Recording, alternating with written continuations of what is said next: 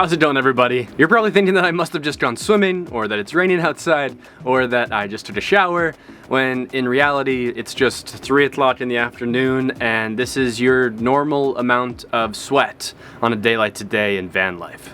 But I promise you it's not as bad as it looks. I'm basically dry. I mean, watch, I'm basically dry.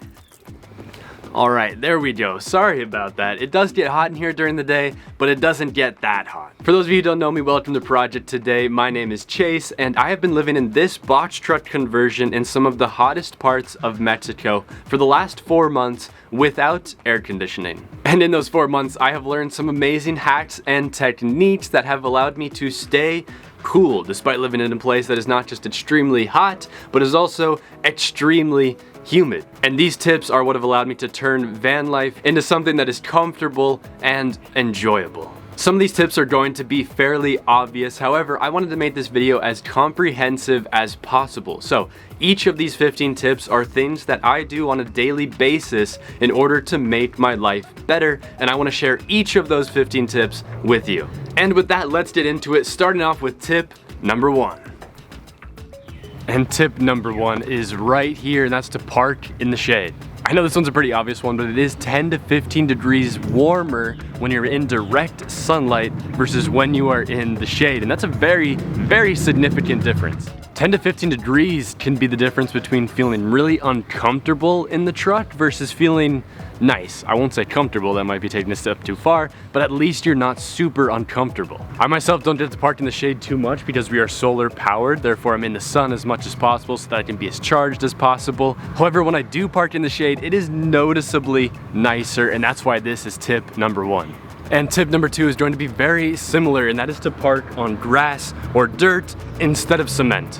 This is something that I didn't really understand the importance of until coming on this trip. But when you think about it, walking around on hot cement or black asphalt with your bare feet, it gets super, super hot, so you step onto grass to get cool and chill your feet off, and that same thing happens in a vehicle. And if you can combine these first 2 tips, so you're parking in the shade as well as on top of grass or dirt, chef's kiss. It's the best parking spot in the world. I can tell you that my best nights of sleep in van life so far have definitely come on those times when I've parked in a place just like this. And that is exactly why these are the very first 2 tips on this list. I know they're super obvious, but they're also incredibly important and can make a massive difference in your van life experience. Going back to that feet metaphor, there is a way to actually make it so that your feet don't get burnt when you stand on hot ground, and that is by forcing them to get used to that feeling of being super hot. And that brings me to tip number 3 in this video, and that is to try and force yourself to get accustomed to the heat.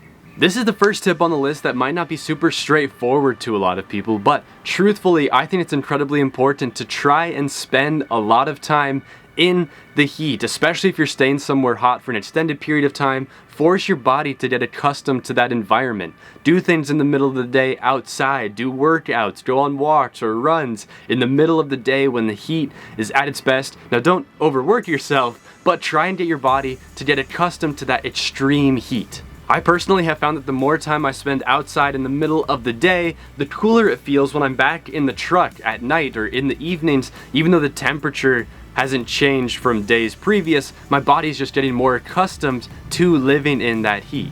Now with that being said, when I'm in the truck, I don't make myself unnecessarily uncomfortable by wearing sweatshirts or anything like that to get used to the heat in the truck. No, when I'm in the truck, I try to get as comfortable as I possibly can, and for that, I follow the advice of the great Kenny Chesney: no shoes, no shirt, no problems. Pretty much all the time that I'm here in the truck, I'm not wearing a shirt. I'm just doing whatever it takes to be as cool as possible in the truck.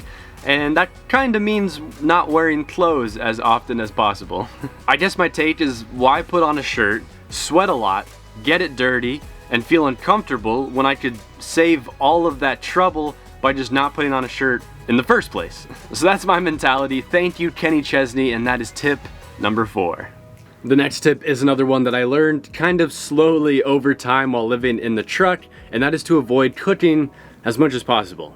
I used to cook my dinners pretty much every single night here in the truck. It's what I did before coming down to Mexico. But then when I got here, I found that eating dinner was actually a pretty uncomfortable process. I would eat my hot dinners, I would start to sweat, sometimes I would put a little too much pepper on my food, it got even hotter, and just overall I wasn't enjoying eating dinner because I would always end dinner far more uncomfortable than I was before eating dinner. However, in the last few months, I have changed my ways and I now cook about twice a week. I cook everything in advance, and then I pretty much every night eat cold leftovers for dinner. I know that I'm not alone. I know a lot of people out there also enjoy cold leftovers. Comment down below if you're a fan of cold leftovers.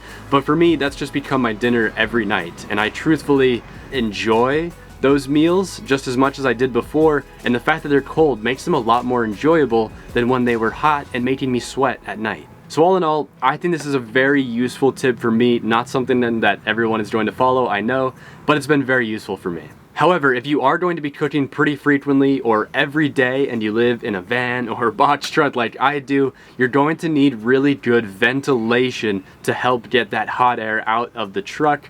And that is tip number 6 for this video: have really good ventilation. I know this one is pretty obvious, but our truck has 3 windows that are pretty much open all of the time while I'm in the truck, and then 2 ceiling fans that are also on pretty much all of the time, as well as this big giant back door that isn't open very often, but when it is, obviously provides great ventilation. And all of these combined give the truck a really nice airflow. If you are thinking about starting van life or converting a truck yourself, definitely focus on ventilation, get a good airflow in the truck. And then also there's one other thing that you can do to really improve ventilation inside the truck. So I have got this personal fan, and it is a lifesaver at night or during the day at the hottest points of the day. I literally have this fan trained on me at all times. This thing is especially important in the humidity because when you sweat, those sweat droplets can start and form on your skin, but they won't evaporate off your skin if it's super humid unless you have a breeze or a fan. And so I found this thing to be incredibly important to me. Anybody who's moving to a hot or humid place and they don't have AC built into the truck like I don't, definitely get yourself a good fan. It makes a world of difference. I'm pretty sure if I didn't have this thing down here, I would already be dead. All right, that's a little extreme and probably not true, but it is important nonetheless. And while we're on the topic of van builds, I should also mention another huge thing to keep in mind when you're converting a van or building a box truck, and that's going to be insulation. We used 1-inch thick XPS as well as Easy Cool throughout the truck to give us our insulation layer. And I have to say, so far I have lived in a somewhat chilly place in Northern California, and then obviously an extremely hot and humid place here in Mexico. And in both places, I've been able to make the truck comfortable, livable, and I really attribute a lot of that to focusing on insulation and getting a pretty good layer of insulation in the truck. So again, if you're considering starting van life or converting something yourself, definitely don't skip out on insulation. If you're going to travel to different climates, it's such a big deal. It makes a very, very big difference. And that brings me to tip number 8. And this one is arguably the most important tip on the entire list. And because of that, I'm not going to tell you what this tip is. I'm going to show you. Let's go.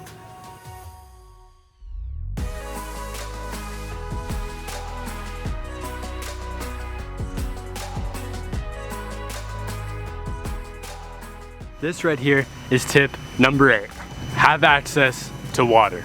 That could mean rivers, lakes, the ocean, cenotes, or just a simple shower, which I don't want to be wasting water on. Any way you can, just have access to water. Anytime that you can possibly get into some water, get wet a little bit, it's gonna keep you cool for the rest of the day, and it's gonna get you to be a little bit cleaner. This, for me, is pretty much a normal shower at this point, and anytime I can jump into a lake, jump into a river, a cenote, it's the same thing. I feel super clean. I'd argue this tip is more important than any of the others on this list because if you have a pretty easy, simple access to water, it can make your experience so much better, so much easier. Anytime you're feeling hot, just jump into the water. It's really not a big deal. It makes life a whole lot better. Now if you'll excuse me, I'm gonna get back to my shower.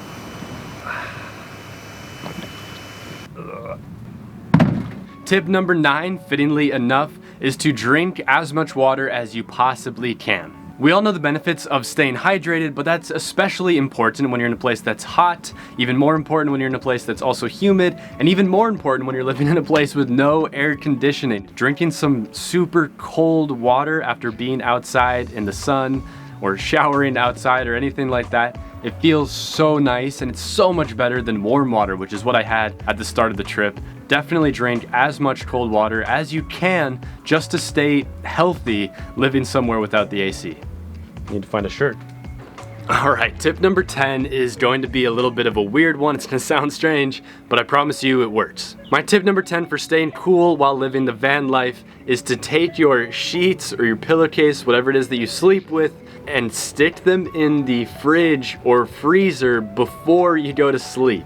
I don't do this every night, but every time that I do, it feels absolutely heavenly. I just put my sheets into a plastic bag, stick them in the freezer, which I don't use for anything else, about an hour, 2 hours before I go to bed. And then when I pull those out, they are just so cold, and it feels so good to wrap yourself in cold sheets like that as you try to fall asleep. And again, I don't do this every night anymore. I'm pretty used to sleeping here without doing that, but it just feels so good every time that I do. So try it out. Again, I know it's weird, but just give it a try. I promise you it works. And in the same vein, another tip from me is to try and use thin sheets or a thin blanket when you sleep.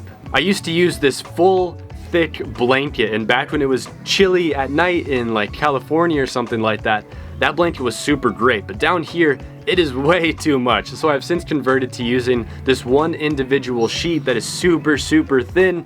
Definitely for anyone going somewhere hot or humid for the first time, use something thin, and if you find that you're still cold, you can always use something thicker afterwards. My next tip number 12, I don't have enough fingers, is another one based around the nighttime or the evenings and sleeping, which I realize is becoming quite the theme in this video, and I think that's just because it's so important to find a way to make yourself cool and comfortable when you're going to sleep. So this tip is actually based on science, and it is to stay as low as possible. If you're thinking about building a van, you might have a bed up top and a bed down below. The advice is to use the bed as close to the ground as possible because heat rises. And when you're in a small space that sees some serious temperature changes throughout the day, that can make a very big difference. That heat can rise and create the top of your truck or van to be really hot, while the floor or the bottom can be pretty cool. But of course, sitting or laying on the ground in the middle of the day with the sun beating down on you is not going to help you at all. And that brings me to tip number 13, and this one is to drive during the hottest parts of the day. So the back of the truck here, the space that I live in, doesn't have AC, doesn't have anything built in for AC, but the cab, when I'm driving, does have air conditioning. So whenever I'm able to drive, turn that AC on max and drive around with that, I feel like nice and cool when I'm driving. I look forward to driving because it is a nice chill break. So it's definitely something that if you're feeling really hot in the middle of the day and you know that you have to do a road trip at some point, start driving. It'll just make that middle of the day, the hottest part of the day, way nicer if you're sitting in the cab driving with the AC turned on. And then the next tip is also something that you can kind of use to schedule your days out better to minimize heat, maximize comfortability, and that is to do things early in the day. Since moving down to Mexico, I've actually started to see my wake up time naturally get earlier and earlier. I'm now waking up before 7 a.m. every single day, whereas when I arrived in Mexico, I would wake up at like 9 or 10 or 11 sometimes, and that kind of sucked because I would wake up and it would already be hot outside and I didn't want to do anything outside. And that brings me to tip number 15, the final tip of this video, and it's going to wrap everything up in a nice little bow for sure. And that is, if you've done the rest of these 14 tips and you're still not enjoying life and you're still struggling with the heat, don't be afraid to take a break. I know earlier my advice was to get used to the heat, but if you've already done that and things just aren't working out, don't push yourself too far. Don't get heat exhaustion just for the sake of getting used to the heat. take a break, find a place with AC, find a cafe, a restaurant, a hotel that has AC, and spend some time in there. I definitely know what that's like. At the end of the day, while it is important to get used to the environment that you're living in, your health and safety should be priority number one. So just keep that in your mind at all times. Whoo-wee! Alright, that is 15 tips on how to stay cool while living the van life without AC, without air conditioning. Again, I've been doing this for 4 months, and I would definitely say that I don't think about the heat very often anymore. Sure, there are some days where I find myself sweating in the truck even though I've got a fan, all the windows open, both ceiling fans on, stuff like that. It's just gonna happen. It's 100 degrees outside here, so there's not much that I can do to really avoid that, but I still find life to be enjoyable. I sleep really well at night because of these tips, and if you're someone who's looking into this lifestyle and you're worried about living somewhere that's hot or humid or both, I promise you, once you get down there, you're going to get better, you're going to get accustomed to that, and overall, it's not going to be as much of a deal as you thought it would be. Do not, I repeat, do not allow the fear of the heat or the humidity stop yourself from going cool places. I'm really glad that I didn't, because this heat was something that I was worried about before coming down here, but while being in Mexico, I've been able to do some absolutely incredible things, and if it hadn't been for me taking a chance and working through the heat problem, I never would have been able to do this. And this is an entire part of the world that I otherwise wouldn't have been able to visit. So that is my story. That is why you should absolutely not let the heat, the humidity, living somewhere without AC stop you from traveling.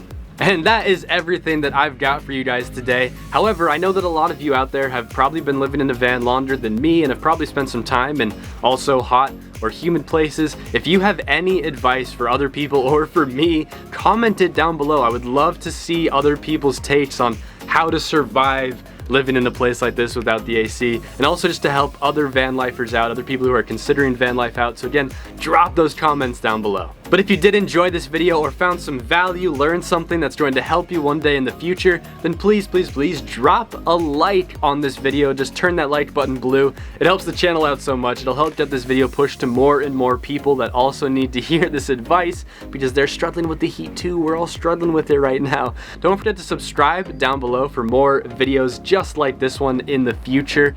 And with that, I can't wait to see you all next Sunday. It's going to be a super, super exciting and fun video. I hope you're all having an amazing day, and I will see you all next time.